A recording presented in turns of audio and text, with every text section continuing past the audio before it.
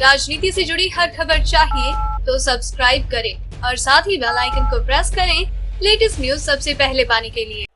मैं जानता हूं ये दुश्मनी कितनी महंगी पड़ती है, लेकिन मैं देश के लिए पैदा हुआ हूं, देश के लिए जी रहा हूं और इसलिए ऐसी चीजों से परवाह नहीं करता हूं।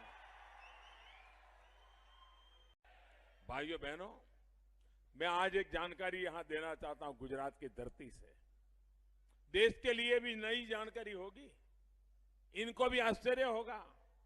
हमारे देश में ऐसे ऐसे संगठन पैदा हो जाते हैं, 5-50 लोगों की टोली मिलकर के सरकारी कानून में रजिस्ट्री करवा दें, संस्थाएं चलाएं और विदेशों से हजारों करोड़ रुपए ले रहे थे, हजारों करोड़।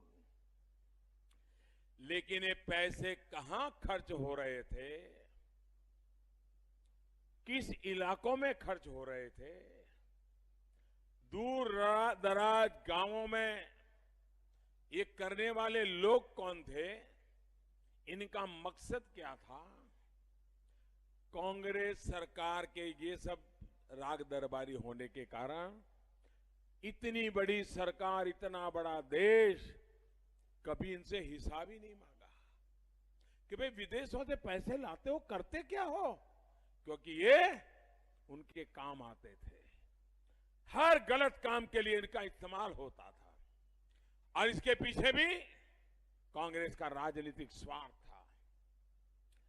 2014 में हमारी सरकार बनने के बाद ऐसे सभी संगठनों को जो विदेशों से पैसे लेते हैं, लाते हैं, हमने कहा भाई कानून कहता है आपको हर वर्ष हिसाब देना पड़ेगा। आपने दिया क्यों नहीं, मुझे बताइए। हिसाब मांगना चाहिए कि नहीं मांगना चाहिए?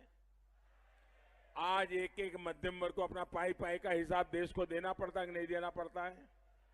ये कौन सी खेत की मूली है कि उनसे कोई हिसाब ही ना मांगा जाए? आप हैरान हो जाएंगे जब मैंने विदेशों से रुपये लाकर के कौन क्या खेल रहा है, कहां खेल रहा है, किसके लिए खेल रहा है, देश की स्वाभिमान के लिए कौन खिलवाड़ कर रहा है, उसके जब सवाल पूछे आप चौंक जाएंगे मेरे प्यारे भाइयों बहनों। 20,000 संगठन ऐसे निकले जिन्होंने कोई जवाब ही नहीं दिया। विदेशों से पैसे लाकर के बैठ गए, कोई हिसाब देने के लिए तैयार नहीं। और मैंने कानून को इतना ताकत से लागू किया कि अब वो 20,000 सरकारी दफ्तर में आना ही बंद हो गए। उनका विदेशों से आना पैसा भी बंद हो गया और भागे भागे फिर रहे हैं। आप मुझे बताइए, ऐसे लोगों का हिसाब मांगना चाहिए कि नहीं मांगना चाहिए?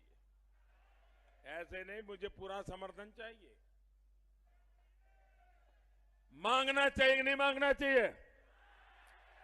गलत करते हैं तो सजा होनी चाहिए कि नहीं होनी चाहिए? और ये 20,000 संगठन मोदी के पीछे पड़ जाए तो मोदी ने डरना चाहिए क्या? डरना चाहिए क्या? मोदी की रक्षा कौन करेगा?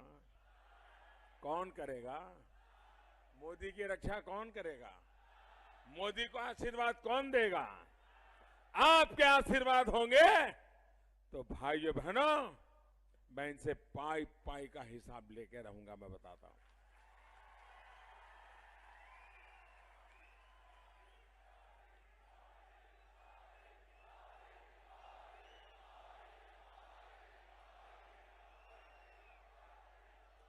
मैं जानता हूं ये दुश्मनी कितनी महंगी पड़ती है, लेकिन मैं देश के लिए पैदा हुआ हूं, देश के लिए जी रहा हूं और इसलिए ऐसी चीजों से परवाह नहीं करता हूं।